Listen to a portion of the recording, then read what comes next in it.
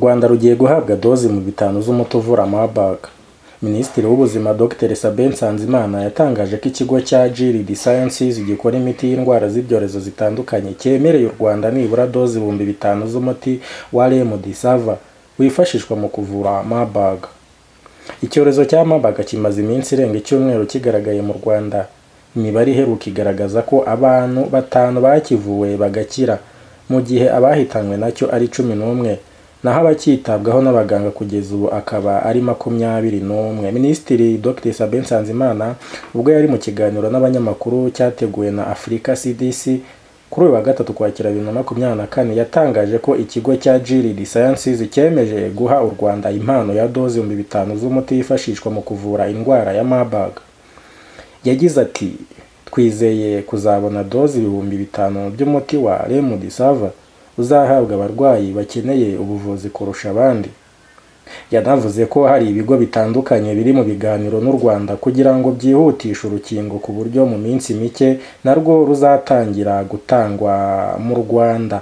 Africa CDC yahamije ko igiye kohereza inzobere n'umuyobozi wayo akazagera mu Rwanda mu cyumweru gitaha bagamije gufasha igihugu guhangana n'iki cyorezo.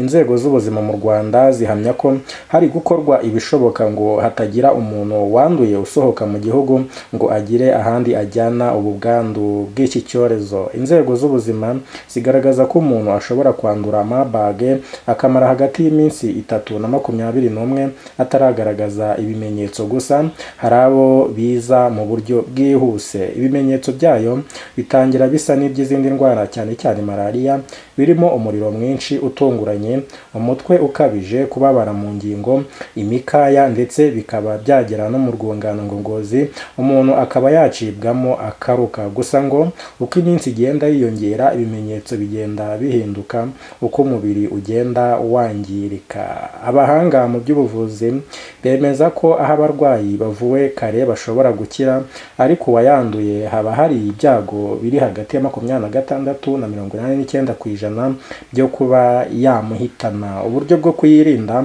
no gukaza ingamba z'isuku no kwirinda gusangira ibikoresho n'umuntu ufite ibimenyetso bisa n'iby'iyi ndwara. Reka twimukire mu yandi makuru ari kuvugwa hirya no hino mu binyamakuru.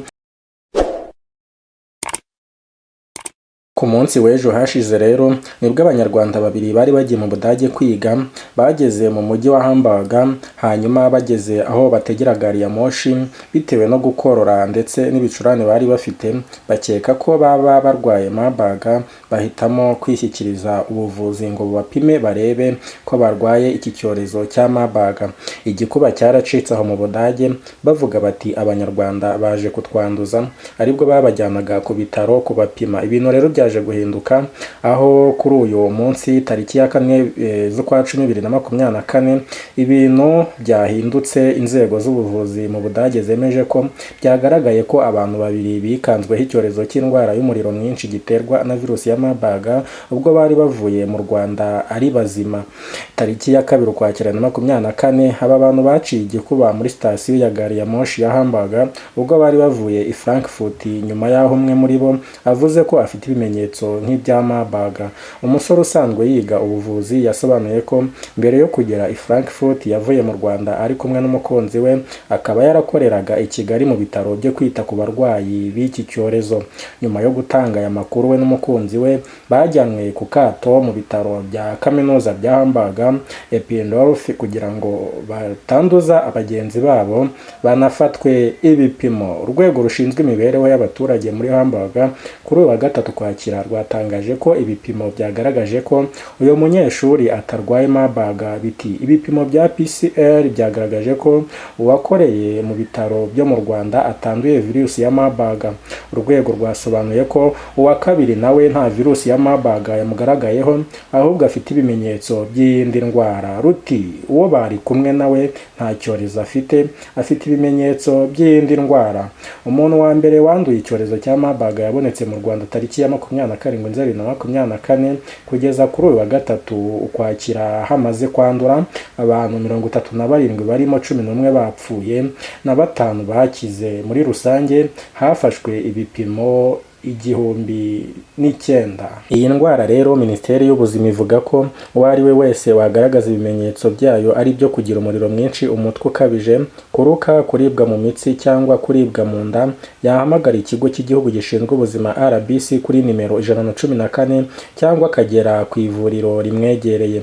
Minisante yashimangiye ko ikomeje gukurikiranira hafi iki kibazo kandi ikomeza gushyira hanze amakuru ajyanye n'iyi ndwara.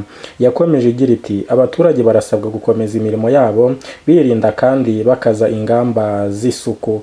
Iyi ndwara yandura iyo habayeho guhura kw'amatembabuzi y'abantu babiri barimo ufite virusi ya Marburg. Nta muti cyangwa urukingo by'indwara biraboneka nubwo hateganyijwe kuba wagera mu Rwanda mu cyumweru gitaha. Icyakora iyo umuntu ageze kwa muganga atararemba yitabwaho akabasha kurokoka. Kugeza ubu kuyirinda hakoreshwa uburyo bumwe n'ubwifashishwa mu kwirinda Ebola. Ishami ry'umuryango w'abimbye ryita ku buzima OMS rivuga ko Marburg ari indwara yamenyekanye bwa mbere ubwo abantu basaga 31 bari bamaze kuyandura, naho 7 bagahitanwa nayo mu 1967 mu Budage mu gace ka Marburg na Frankfurt ndetse no muri Serbia mu gace ka Belgrade. Ni icyorezo bivugwa ko gifite inkomoko muri Afurika ngo kuko iyo virusi yasanzwe bwa mbere mu nkende yari yakuwe muri Uganda. Abantu bakunze kuyirwara ni abakunze kumara igihe mu birombe no mu buvumo ahantu hashobora kuba indiri y'uducurama. Marburg ni virusi mbi kuko yica hafi 88% by'abayanduye. Bisaba iminsi hagati y'8 n'9 kugira ngo uwayanduye atangire gukenera kongererwa amaraso. Ubusanzwe abahanga bagaragaza ko ishobora gukwirakwizwa binyuze mu ducurama, inkende ndetse n'ingurube. Mu gihe umuntu yayanduye ashobora kuyanduza mugenzi we binyuze mu matembabuzi ava ku mubiri n'inkari, amacanwe, amaraso, amavangingo no kuryamana n'umuntu wamaze kuyandura. Ishyirahamwe mpuzamahanga riteza imbere ibijyanye n'inkingo Gavi risaba abantu kwirinda kurya cyangwa gukorakora inyama zo mu ishyamba kandi bakirinda gukorakora ingurube mu turere twadutsemo iyi ndwara nk'uko OMS ibitangaza. Abantu bigeze kwandura iyi virusi mu mibonano mpuzabitsina bagomba gukoresha agakingirizo mu gihe cy'umwaka wose kuva batangiye kubona ibimenyetso kugeza intanga zabo zipimwe inshuro 2 bikagaragara ko nta virusi zigifite. Abashyingura umuntu wishwe n'iyi virusi nabo basabwa kwirinda gukorana ku murambo. Indwara ya Marburg yakuye izina ku mujyi wa Marburg mu Budage ariho yagaragaye bwa mbere hagati y'1960 n'1970.